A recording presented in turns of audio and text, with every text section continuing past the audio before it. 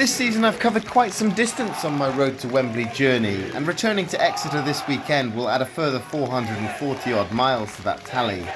If this fixture had been played at Chesterfield, it would have saved me roughly 400 miles. But I'm not complaining. I loved my experience at St James Park in the last round. Their matchday hospitality is brilliant, and what an incredible game of football that was.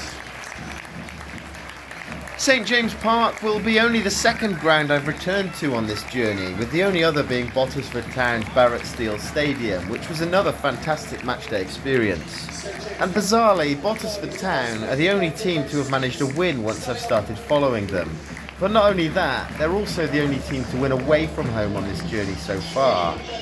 One of those stats will change this weekend, however, as I'll either see Exeter break my curse or Chesterfield will win away from home.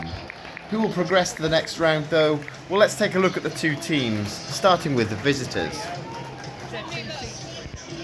Chesterfield are currently 8th in League 2 and 1 point outside the playoff places in an extremely close division.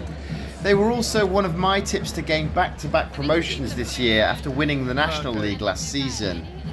They beat Horsham in the last round and have picked up 3 of the 9 points available in the league this month after defeats to Newport and Harrogate were followed by last weekend's win over Barrow.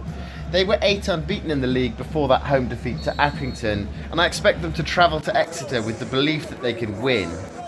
Chesterfield famously reached the semi-finals of the FA Cup in 1997, where they drew 3-3 with Middlesbrough before eventually losing the replay. So they've gone further into the competition than any of the other teams I've come across so far. They've also reached the third round in each of the previous 3 seasons, so they hold a very good record in the FA Cup. Exeter City beat Barnet 5-3 in the first round in one of the craziest games I've seen in the 30-odd years I've been watching football. Barnet was still 2-1 up with 15 minutes to go, and if you've not yet seen my report from that game, you can find the link to that video in the description.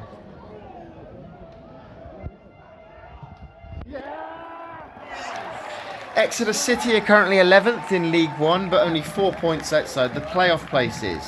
Since my last visit, they've beaten Charlton, drawn with Lincoln, and lost to Wrexham and Birmingham City in the league, which isn't too bad considering the spending power of the sides they've lost to.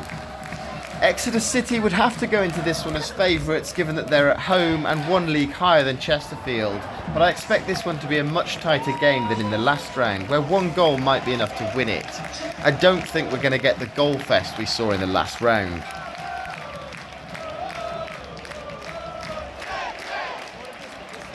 I've had several suggestions as to which parts of the ground I should check out this time, with the majority saying I should stand on the big bank. I have decided to sit in the Adam Stansfield stand, however, as I want to check out the new kiosk they've got there. So will I be following Exeter City for another round, or will I have to switch teams once again and follow Chesterfield into round 3? Let me know your thoughts in the comments. Please consider subscribing to my channel if this interests you, and I'll see you at St James Park on Saturday.